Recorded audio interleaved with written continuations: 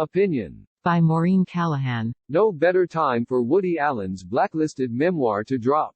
#MeToo, who cares? We're all about to die any minute now, and death is the only thing Allen has ever really cared about. It's a leitmotif through his work, and this memoir is the disgraced 84-year-old director's attempt to salvage his legacy.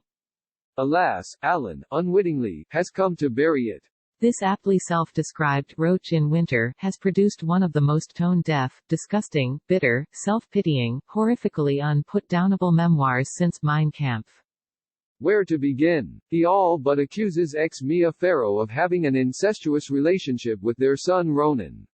He takes note of Mia's unnatural closeness with her son Fletcher, but never thinks to alert anyone, let alone call child services.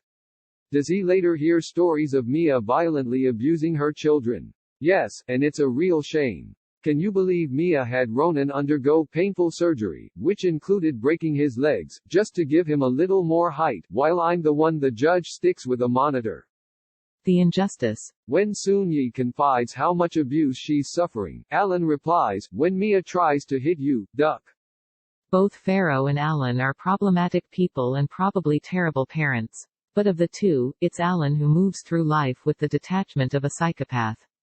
Did he try to take a 16-year-old Mariel Hemingway to Paris, when he was directing her in Manhattan, and in a position of power?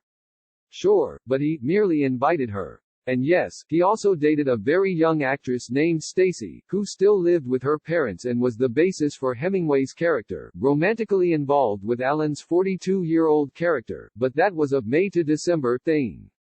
Before Mia, Allen famously dated Diane Keaton, then, not so famously, Keaton's sister Robin, then Keaton's other sister Dory. Nothing to see here. He had a perfect childhood, he says, which accounts for his inability to spot warning signs in relationships, like when Farrow purchased a summer home in Connecticut, which he calls red flag number 1. All those years in therapy did nothing to hone his EQ, apparently. A very convenient and pleasant arrangement, is how he describes his 13 years long relationship with Farrow, one of the most celebrated of the late 20th century. As for those nude Polaroids of Soon-Yi that Allen left out on his mantle, discovered by Farrow, he's so hapless that he couldn't even work the camera. Soon-Yi was the one responsible for that little fiasco. And at the height of his legal battle for the beloved daughter he was accused of molesting, Allen writes that losing custody wouldn't be the worst thing that could happen to him. A fatal brain tumor, on the other hand. I wasn't lying, he writes. Allen's go-to defense throughout this book is that he was naive.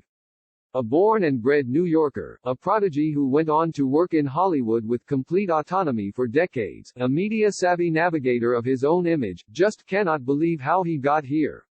He's denied every allegation Farrow leveled against him, but here concedes that yes, just once, he might have put his head on 7-year-old Dylan's lap, for a moment.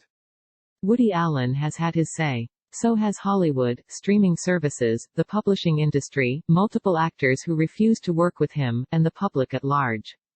We will never know what really happened with Dylan Farrow, but it's safe to say that a middle-aged man who groomed his girlfriend's teenage daughter and now boasts of liberating her like Nazi-occupied France is too creepy for polite society.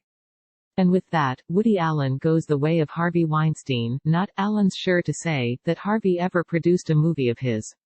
Allen, after all, has standards.